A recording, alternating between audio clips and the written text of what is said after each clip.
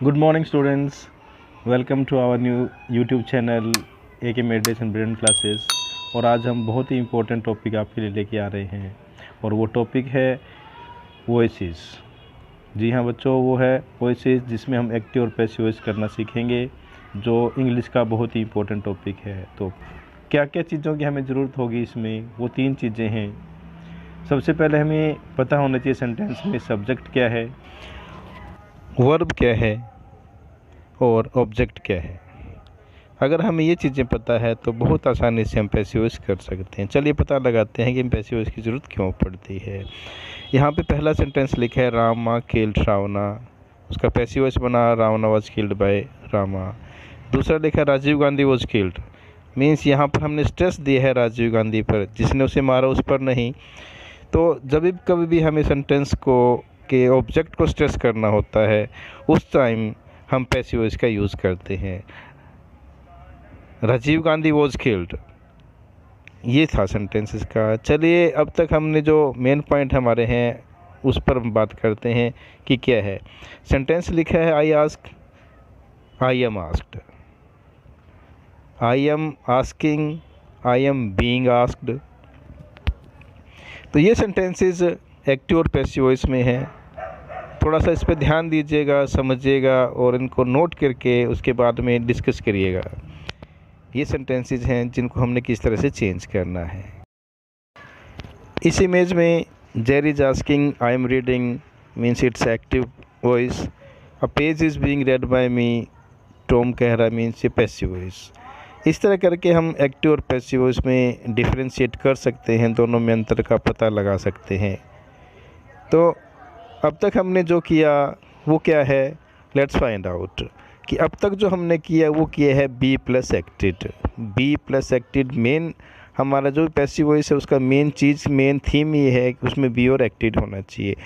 B means all forms of be and acted means third form of the verb. Yes, कि passive voice में जब कभी भी हमने वर्ब लगानी है वो थर्ड फॉर्म लगानी है, ये बात हमें हमेशा के लिए याद रखनी है। और वर्ब की 24 फॉर्म हमने पहले भी की हुई है। तो अब देखिए एक एक करके पता लगाते हैं कि हमारे पास में किस तरह से कि फर्स्ट फॉर्म में इजारम होता है, उसके बाद हमें एक्टेड लगाना है। सेकंड फॉर्म में वाजवर है, वाजवर मीन्स वाज हम सिंगुलर के साथ लगाएंगे और वर्ब यू और प्लूरल के साथ यूज़ करते हैं।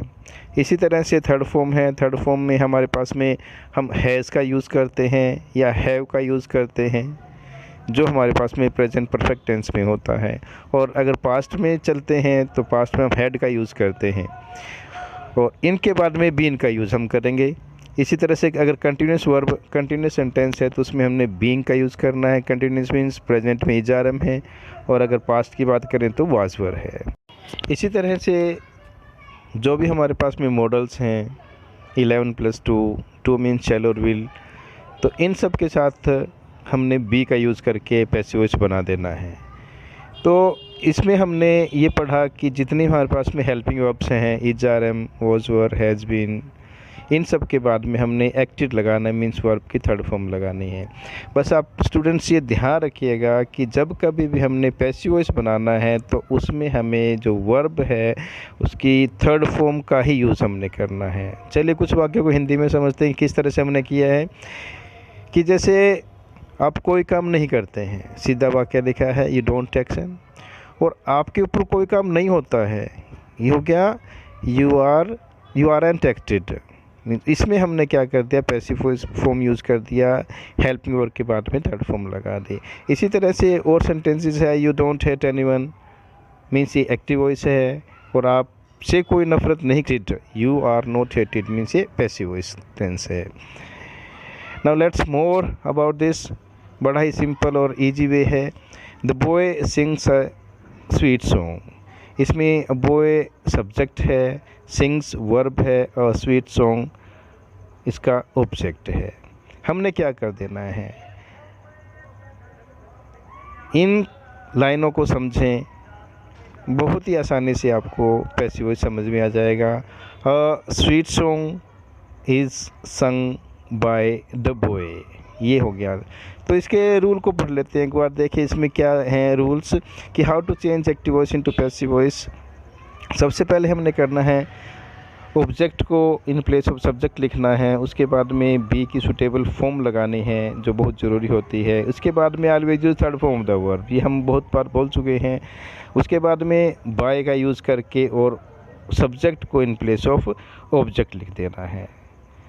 चलिए अब हमारे पास में कुछ एग्जांपल्स हैं टेंसेस की। Present perfect tense, present perfect tense में हमने पहला सेंटेंस लिखा Sita plays flute, flute is played by Sita और her, both we can change. इस तरह करके हमने प्रेजेंट इंडेफिनिट टेंस में अफर्मेटिव, इंट्रोगेटिव, नेगेटिव और कुछ क्वेश्चनिंग सेंटेंस भी डाले हैं जिसको आप बहुत आसानी से पता लगा सकते हैं। इसमें एक सेंटेंस लिखा है हु प्लेज फ्लूट, तो हु को हमने चेंज कर देना है बाय हुम में, by whom is flute played.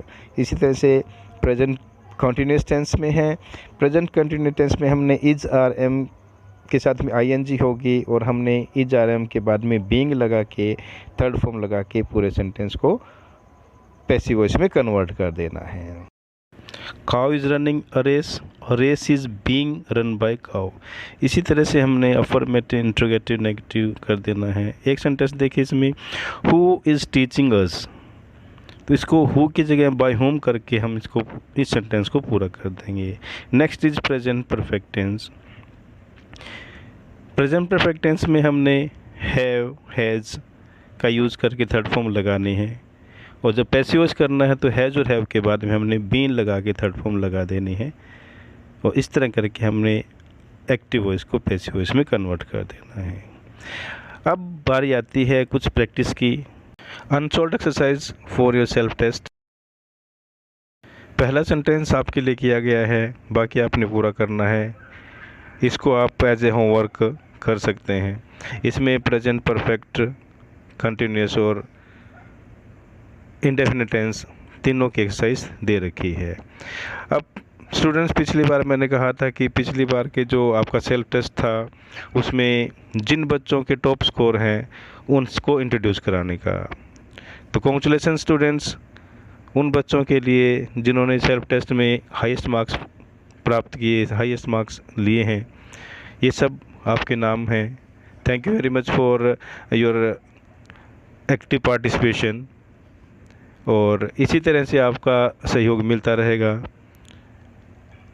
और इसके बाद की वीडियो जल्द ही अपलोड कर देंगे जिससे आप सभी तरह की पैसिव वॉइस को आसानी से सोल्व कर सकोगे।